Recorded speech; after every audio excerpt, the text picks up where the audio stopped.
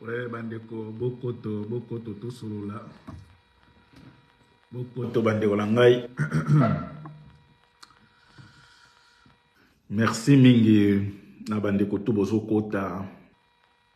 Merci mingi na Vieux Vincent Kambale, beau-frère propre. Bandeko bokoto, bandeko to solo là. Ko banga échanger quand. Bato komi ko banga. Bokoto to solo là. Merci mingi na Nico Hitler. Sans oublier Bokechua Yambo, Vieux Edi Bolombo. Bandeko bokoto to solo là toujours makambo ya mboka oyo bato musu bakomi ko banga. Bobangi na note. Olikulia kia imbo takitampika. Olikulia kia imbo takitampika, ça veut dire olia kia elo wa mboko sanza yango. Bandeko bokoto to solo la actualité ya mboka na biso. Merci mingi na bandeko to bozo kota, merci mingi na la grande dame Eunice Banze. Ouais, la grande dame est toujours au service du peuple. On a toujours na Alost na avenue Oyo Babenyango Gessen Strat numéro 90 na numéro 53. Merci mingi na bandeko tout Oyo bazako yaga na magasin et pas ya Eunice Banze. Bisika Oyo azako servir bato ya bikolo nyusu. Ya bamboka tout bazako ya na magasin. Merci mingi pona bandeko na peuple na biso ya Angola. Peuple na biso ya Congo, peuple na biso ya Congo Brazzaville, ba Camerounais, ba Nigérien, donc bandeko na biso tu Afrique, merci mingi ba Asia, ba te Asie ata na pesi bango mbote ba yoka te mais ba yaka na bango aw. Merci mingi pona musala oyo aza ko sala ya ko tekela bandeko na biso biloko ko lia ba maputa ba transfert ya mbongo na ba billet d'avion, merci mingi la grande dame Eunice Banze. Bandeko na ye poto solo là. Lobby ezali de 13 manifestations ezali na Matonge. Bandeko nangai, les gagnants ne lâchent jamais. Les gagnants ne lâchent jamais. Lit otozo sala eza pona ba lâcheté. Bino nyonso bo tukomona makambo ya ba élection ndenge leki. Après toza toujours na kati na ngo po biso to lâcheté mutu pe ako diriger azate, on va combattre. Lobby manifestation ezali na Matonge bandeko nangai. Tokuta na biso to na Matonge pona ko revendiquer victoire. O mutu nyonso amoni victoire eza écrasante oyo Chilombo oti kozwa ba hyperkit ba gagner mais comme az mesana moyibi a botoli yango lisusu na makasi mais Chilombo okoti seloko na monoko me ekokitate. Ekokitate Chilombo. Oyibaki na 2019 likambo ezate elekaki ya mbaloyo Chilombo ekokitate yango tozo senga na bandeko tout obolingaka mboka. Boya le lobby le 13 janvier biso tout na Matonge. Boya to manifester contre ba anti-valeur. Bandeko na ngai bino bato bozo sepela na moyibi ya Félix ngala lingina la kisabino conséquence ya moyibi ya Félix. Bo reculer encore na 30 ans. Ça veut dire quoi? Monde entier est monique na mboka wana. Moya ko investir ezate. Moyibi ezali, corruption ezali. Donc boye ba ke bino bato bozo sepela na moyibi ya Félix. Félix a zongisi bino lisusu na 30 ans après. Donc, na ebité toza na 2024. Boye baki a zongi na 1994, je ne sais pas. Parce que mundele mon côté akoya na ba comportement ya ba tricherie. Mundele mon côté akoya na ba corruption. Jusque na niveau ya cour constitutionnelle. Place oyo justice ça les maka awa na poto so ki lelo poto etongami pour la justice pour la état de droit yango bomoni ke poto etongami mais bino bato boza na vision mokuse bozo mona conséquence ya comportement ya miyibi oyo ya bandeko na biso ya Kasai o bazongisi biso lisusu na ba année soki combien retard ya développement. Parce que mundele moko akoya te po bayibi keza mboka ya miyibi ya corruption mboka moko oyo muto akoya ko investir te Mais bino bozo sepela kaka ke Chilombo a gagné mais beaucoup sentir après à ko diriger té. Yango tozo benga bandiko na biso lobby le 13 janvier 2024. Biso tuna matongi. Bandeko bo banga té, bo yeba ke Chilombo a ko diriger té. A ko diriger té, oh eza 2019 té. A ko diriger té. Avant na kota na développement ya makambo na ekoloba. Yango naza ko belela na bandeko tu ya Belgique mobimba bisika bozali ndeko na ngai soki oza mutu oyo bundelaka ba valeur oza mutu bundelaka vraiment mboka na biso ebonga soki ofandi na ndako c'est comme boza ko favoriser mutu lokola Chilombo groupe na bango ba continuer toujours na comportement na petit unga amisi losako yango lobi toza ko bengisa bino le 13. Bon, na évité bandeko nanga ces derniers temps, na mona ki ba jeune ba marcha ki trop.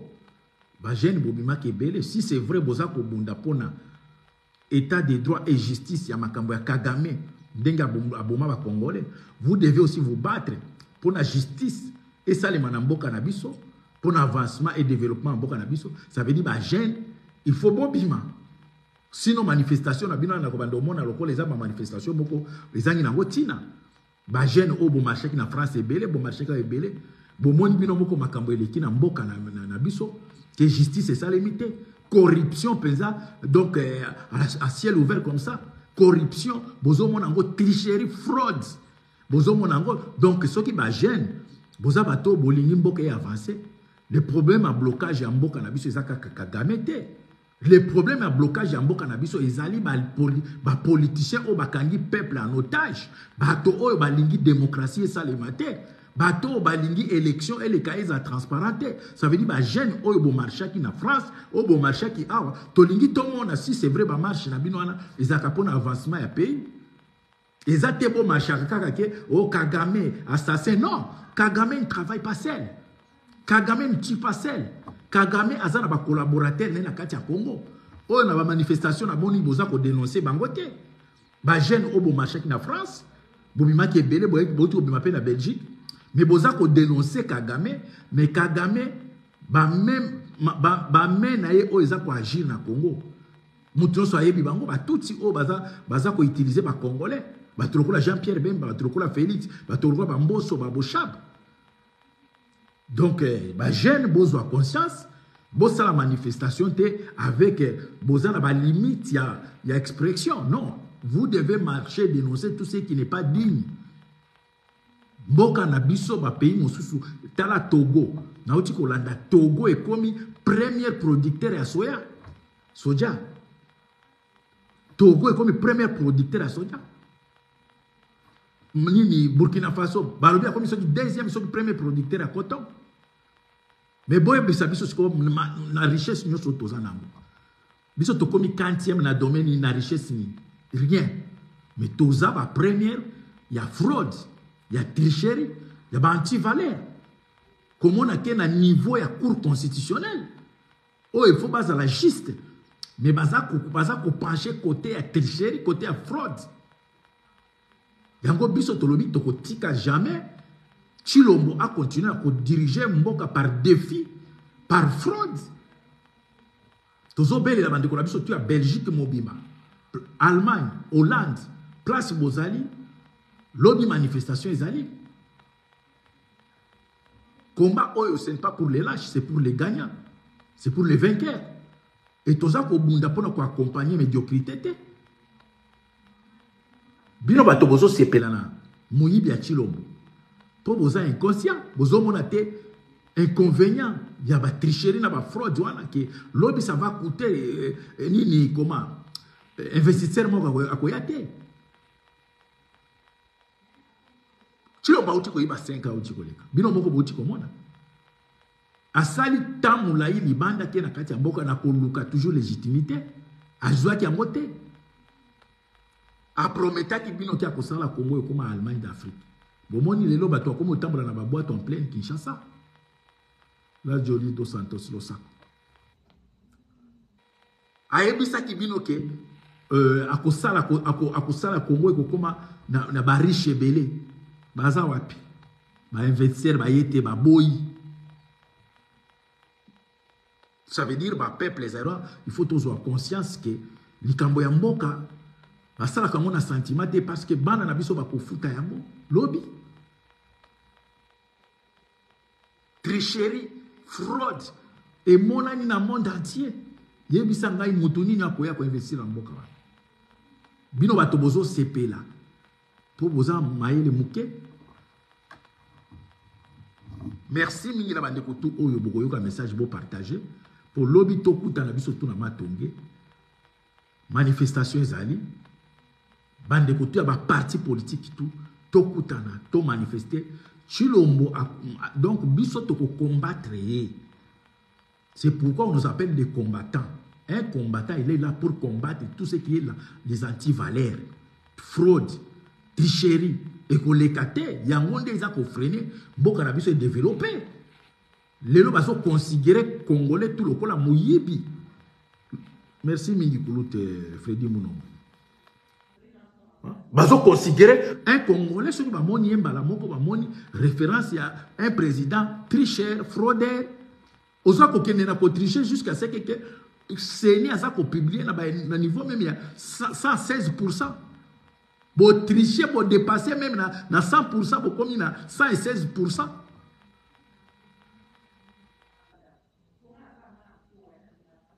Ba uti kolobake balongoli ba pourcentage ya 82%. Ya ba député au bango balobi ba trichaki. Tant que Balongoli va calculer, au moins tu l'as dans 73%, à comme ils sont à 75%. Et pourtant, Balongoli va tricherie à soi-disant à Bangobila. Bozo mona muyibi, et boy ko lâché bino. Bande ko botika na pete amino di solo moko boy. Yango na imo di solo na kotuna nano kadima. Po kadima ayebisi biso ke alongoli ba voix ya ba tricheur. Bato basaki na ba machine à tricher. Alongoli groupe ya bangobila miyibi to wana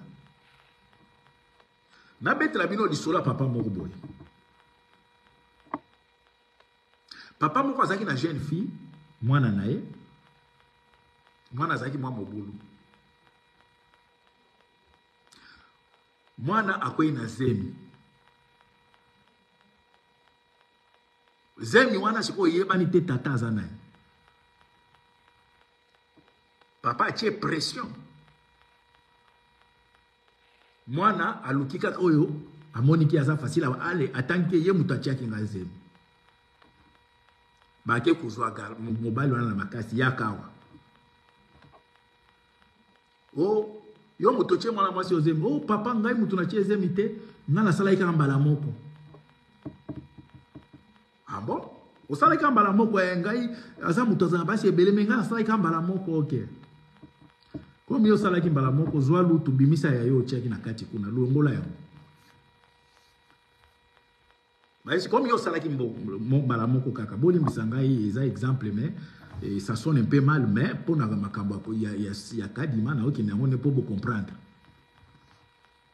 Mwana mobali a reconnaître que oui ngai na bimaki na mwana mwasi mbala moko kaka mais yango de salize mite balobi OK ça va. Comment reconnaître que obimaki mbala moko baki kozole lutu babimisa oya yo ya mbala moko wana comme ça ekotika la kuna eza ya yote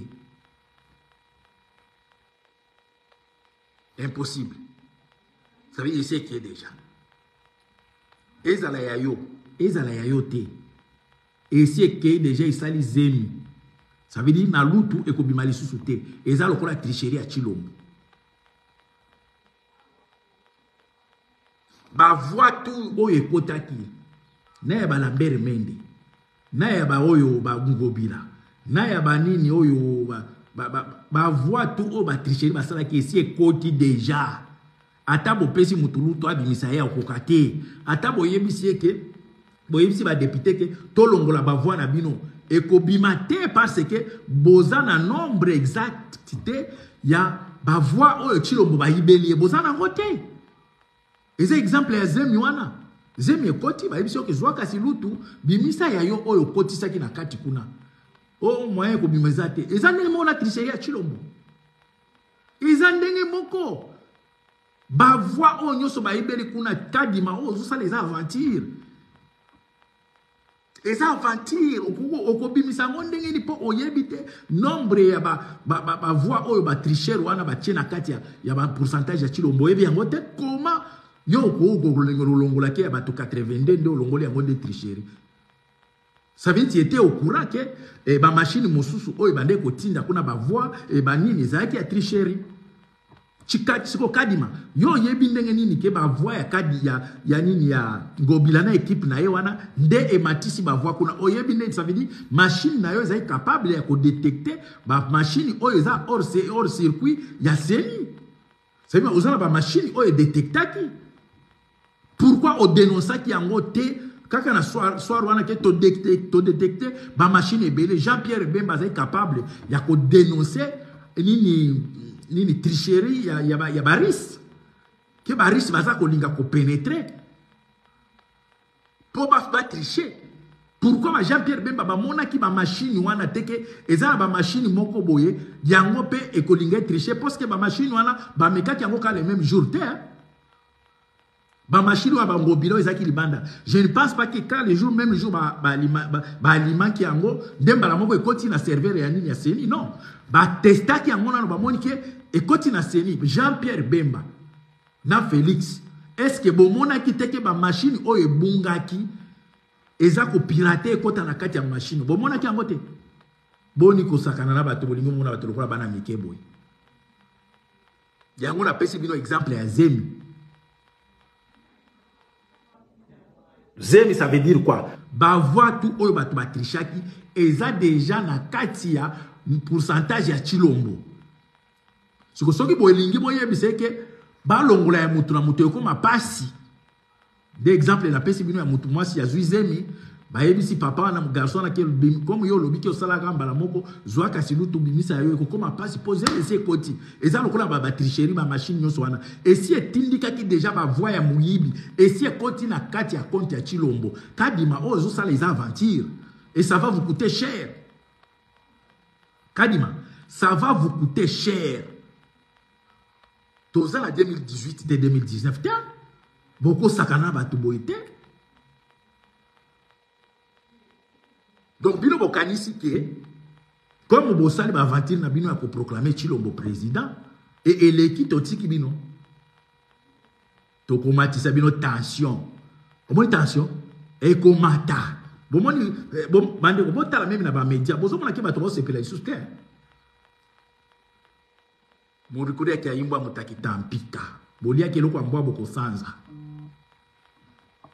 bolia ke lokwa mbwa boko sanza yango boye bakata bandoki bazana bato mususu obomi okomi pa moto moko bomi esimbi te boye baka histoire wana te ya mbala oyo Chilombo toyebisi bino ke bozela no tolanda moto oyo bozela bandeko langa bokoyebisa nga nano moto oyo eza Israël Mutombo. Bon, naïbité, comme tout est comme un amboka na bino politisé, église est comme politisé. Foot, mutunyo so monaki, katunde alinga kende kotala mazembe, aobeta na kalemi, comme foot est comme politisé, ma pekisi a kendete. Foot est comme politisé. Église, bon moni ba pasteur tout comment, bango tout ba soutenir Chilombo, politisé. Musique. Bon, moni ba journal, ba musicien, tout. Ba yembeli Chilombo, politisé. Presse, est comme politisé. Presse, est côté na service et renseignement. Tout l'andana no Israël Mutombo. Oyo boko pesa, oyo toko yoka zolo ba awa. Boko yebisa biso soki eza musala ya presse. Yango il faut asala. Naba malobezo bimana munoko na sina yebisa ki bino bandeko na ngai. Oya kozwanga tribaliste azwa tribaliste likambo ezate mais naza muto jo na okufa debu. Na okufa na maloba na munoko te. Na yebisa ki bino bandeko na ngai. Pesa confiance. Nakasaye oyo moni nakati ya cercueil. Pese confiance. Mais oyo azana bon moi. Je vois nanga ko pese confiance te. To landa Israël mutombo. Maloba na moko moko. To yeba soki ezali maloba un agent de renseignement ou bien un journaliste. Ou bien chaîne naye ezala clairement que ezali chaîne il y a IDPS, il y a Union Sacrée. Parce que bango balobaka ke presse ezali église au milieu des villages. C'est ça, non? Si vous voyez bisanga maloba tokoyoka ya Israël mutombo, soki ezali église au milieu du village.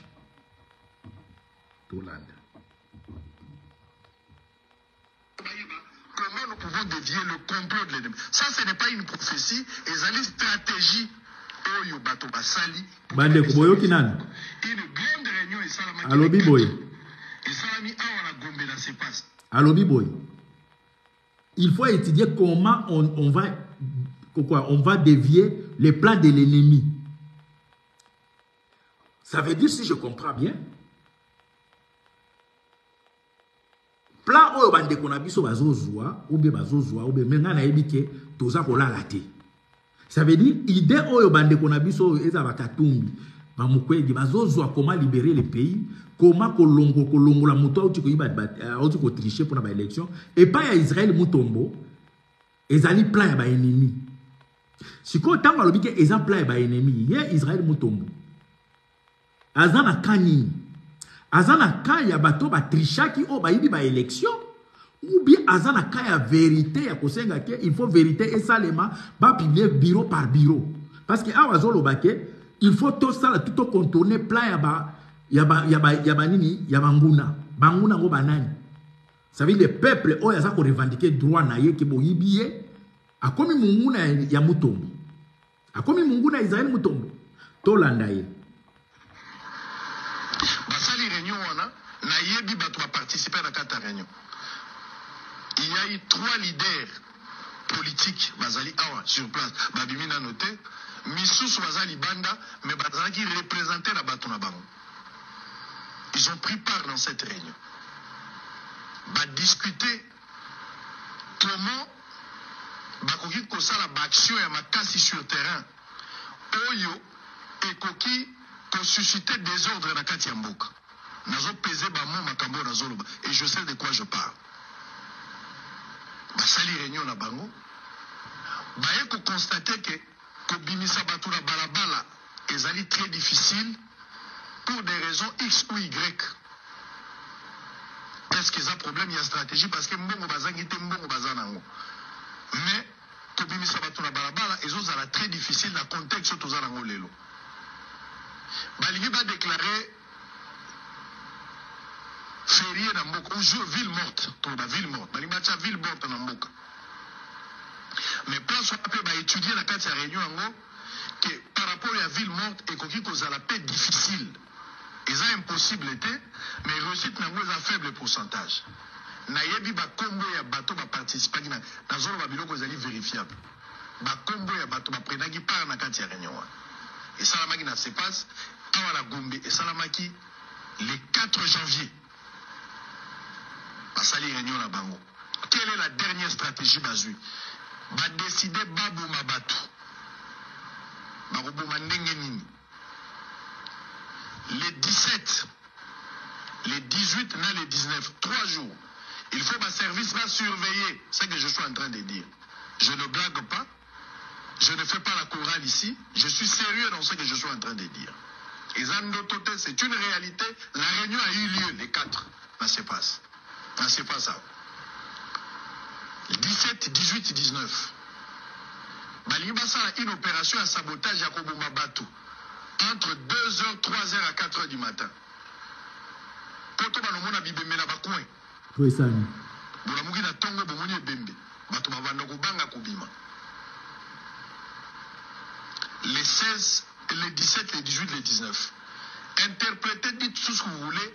Na yebi makamunaza koluba. Je connais les noms des personnes. Peu importe taille, tout ce qu'ils font, ils sont. Moi, ça m'est égal. Ce que je vous dis, je suis sérieux, ce sont des informations vérifiables. Et si les services m'invitent, je donnerai les noms des personnes. Mbongo oyo batie pour cette opération, c'est 200 000 $. Ceux qui m'ont dit malamu, lobby et les cas qui mbongo il fallait comment. Mais nous avons suivi et traces. Israël Mutombo.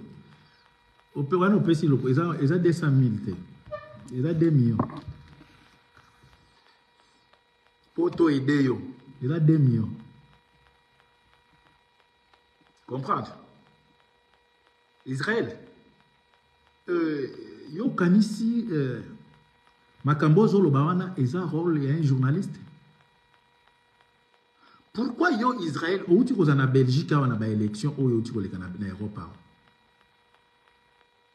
Ozalaki place au corruption eza ko salema awa na Belgique. Na France. Pourquoi les journalistes nayo au dénoncer que na ba élection eleki na Europe ba bande ko pesa ba 400 à 300 €. Pourquoi dénoncer qui a voté? Israël mutombozaki awa. Tant ba élection sali. Pourquoi au salaki émission ya ko dénoncer que ba élection oyo eleki na Bruxelles na France corruption sali.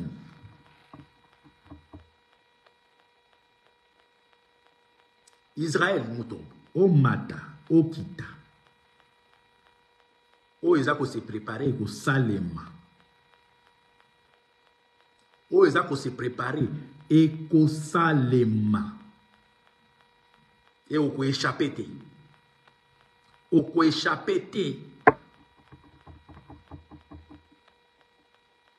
Israël Moutombo n'a pas répété, au Ezako Salema. Et où ils ont se préparé Ekosalema au Mata au Kita botia bato basala en service na bino Ekosalema. Ah oui, d'ailleurs vous avez ça information mais il faut pesa ngana benga ngana pesa o nyonso bien, faut benga ngana pesa o tout bien. Ceux qui vont gagner l'élection ça va. Et vous gagnez te Ekosalema dans le mois de janvier. Ce que vous avez histoire à Congo, vous avez janvier dans Makamboni. Ekosalema. Donc, yo pona yo, vous avez qui ça déjà que vous avez journaliste et occupation, vous avez accompagner la tricherie, la fraude, la corruption, ça veut dire yo zomona ke eza normal et tant que bato omona ke makambo il est eza normal on doit se débarrasser avec ces gens ici yo omoni ke bato ba oluka vérité obeni bango baza banguna oyo ndeko na muluba asali ozomona ngo danger te ke a fait le reculer mboka na biso na ba 1900 na ibisi bino bandeko na biso ba taliban bo mata bo kita yambalo eko kitate ne bukoti amona monoko boye koleka la gorge te. Après naza ko sala appel na tous les militaires congolais oza na kati ya masolo oza libanda masolo prépare-toi oye koya munduki na balusa contre ba ennemi oyo baza ko maltraiter bino ya gouvernement ya Chilombo.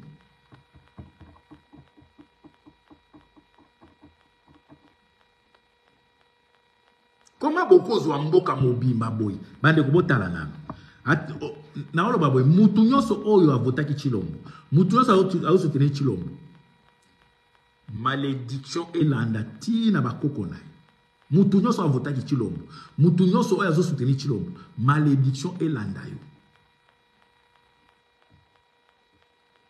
bande ko botala bino moko boyoka.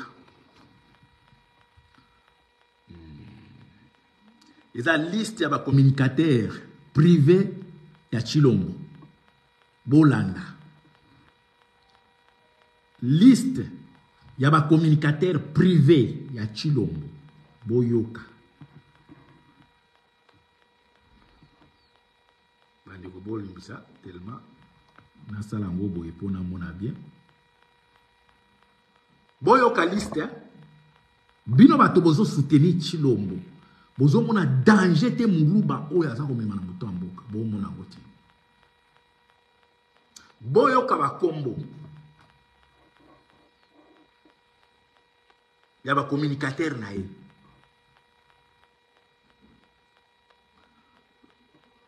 Luangila Bumba, Kalonji Mbia Gislain, Milambo Ngoyi Lodovich, Kaja Chibasu Sara, Kabeya Ilunga Daniel Boyoka, Mboka Otona ba tribu ebele bolanda bakombo. Botambola Losambo Laris, Kazadi Mutombo Patrick, Kalala Makolo Patrick, Funi Mutombo Jackson, Tidunga Kalonji David, Kazadi Mudiantu Rodrigue, Kadiebu Kandeke Mike, Diomba Chalu Alfred, Kalubi Mukendi Dadi, Kasengu Kai Narcisse, Kabamba Lukunku Tonton, Kasongo Ngoyi Pascaline, Famba Kabongo Fabrice, Mulumba Delphin, Mulanga Lukusa Celeste. Bandeko boye bisabiso awa tozana village ya Mupompa ou bien toza en pleine république,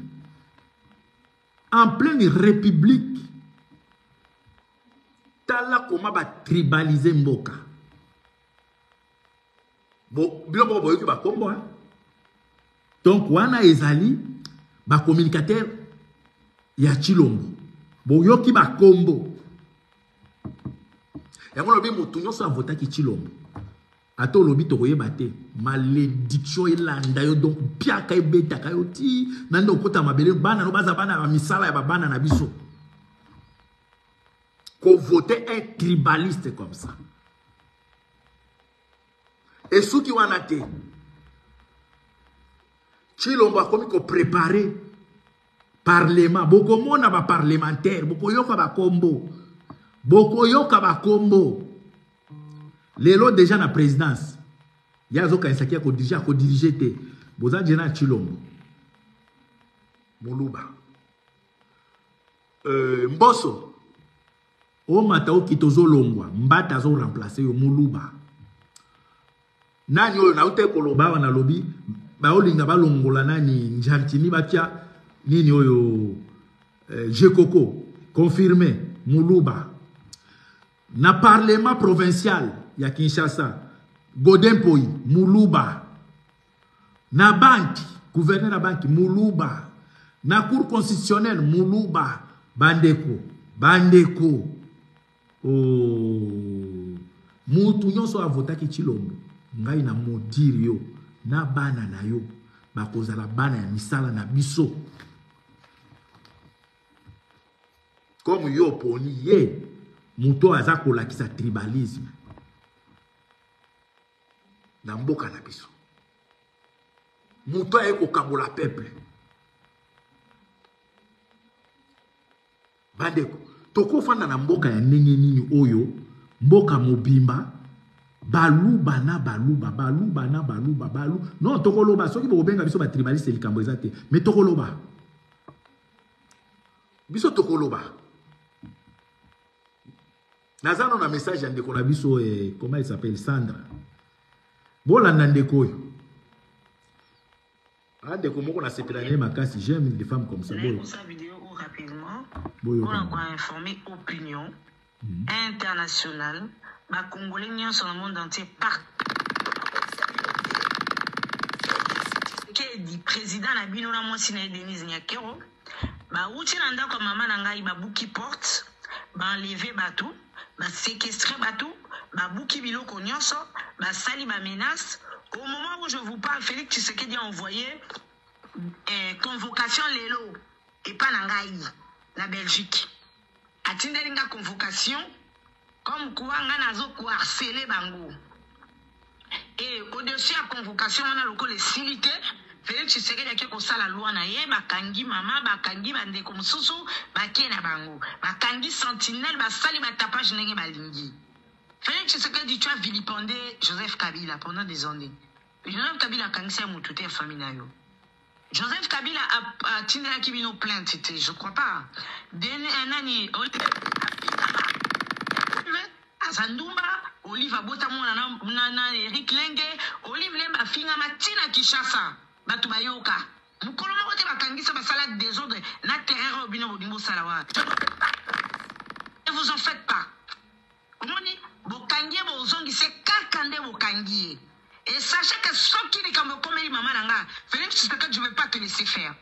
Nana contact avocat na deux demain, tu sauras que le PKG n'a comme même président de la République place au Yolingi. Je n'ai pas peur de toi. Ma grimace soit dans sala. Pour la pauvre veuve, il y a plus de 60 ans.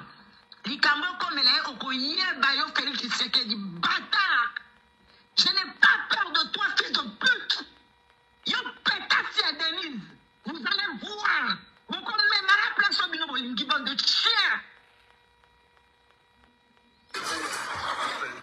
Bandeko bauti koyoka ndeko na biso to soutenaka ndeko na biso na ba mani na ba déclaration na makasi. Je pense que ndeko na biso to sala tout un jour ko kende ko samba nous on sera là. On sera là. Bandeko nani ayoka te bato ya IDPS bale mbwa ndenge ba finga Denise azanga Tibelezi. Biso makamba Tibelezi to yoka ngo wapi? Et pas na munoko na bino te. Denise yango yo azanga Tibeleze yango eza bino te. Boko bangi sa mutute ma sœur, nous sommes ensemble jour ko kende na tribunal pe tokozala wana toko accompagner ye. Boko intimider batute, boko enlever boko enlever kozwa mama mukolo ni pobo sana ni.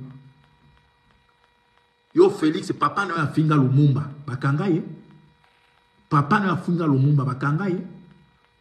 Yo Félix, combien de fois Oyo Finga, Obenga ka Ofinga Kabila? Imposteur, tout ça. Et ça, injure.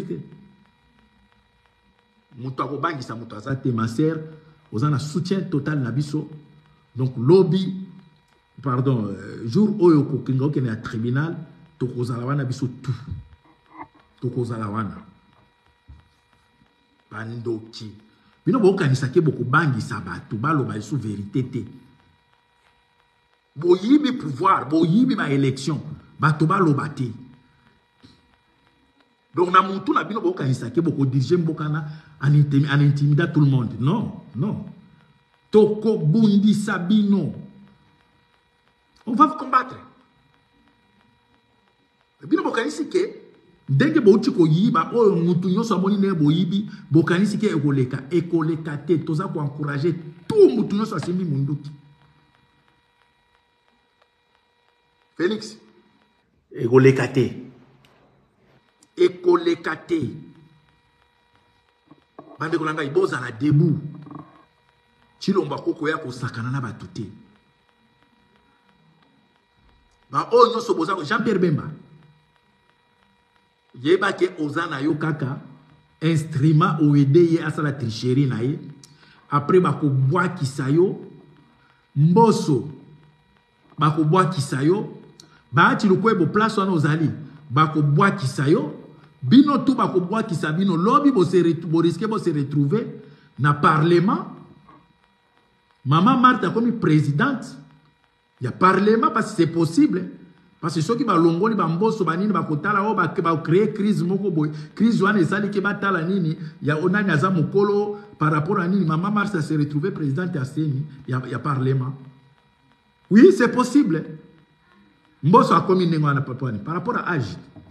Maman Marthe peut lobby bo risquer bo retrouver que ba sali kak ba créer crise moko bo sali non par rapport ba tia muto aza plus âgé nani bo retrouver Maman Marthe a commis nini présidente ya nini ya parlement. Bon, le peuple zaïrois tokoki kotikela tribalisme oyo na médiocrité oyo za kokende na mboka na biso et faire reculer au moins ka tricherie na bino bosali ndenge mona ina monde entier et faire reculer le pays parce que mutu moko ozana confiance na bino azate Jean-Pierre Bemba ozosala musala mpunda bakobwakisa yo bato tout au Félix a travaillé na bango oya abwakisa bango asimbisa bango touche bango tout na niveau international ou bien local Félix asimbisa bato touche Jean-Pierre Bemba okozala parmi bato oyo Chilombo akosimbisa o touche bobo sa te ba déclaration ya Jean-Marc Abundi Chilombo azolinga ko mettre tout le monde KO yango naza ko senga epa ya Katumbi nazo senga epa Mukwege Fayulu bo lâcher te parce que ceux qui bo lâcher boy ba tout le monde bino tout bozana ba ami musana ko linga kanga bino comme ça tikala yemoko lokola nini chef na kati ya mboka wana il faut que ça la tous les moyens ko tiango pona ko chasser un petit dictateur oya Chilombo alingi ko imposer biso dictature moko ezanga na motina.